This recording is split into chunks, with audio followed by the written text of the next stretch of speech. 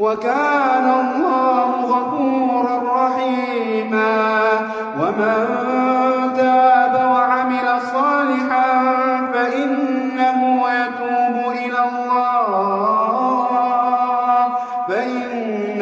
يَتُوبُ إِلَى اللَّهِ مَتَابًا وَالَّذِينَ لَا يَشْهَدُونَ الزُّورَ وَإِذَا مَرُّوا بِاللَّغْوِ مَرُّوا كِرَامًا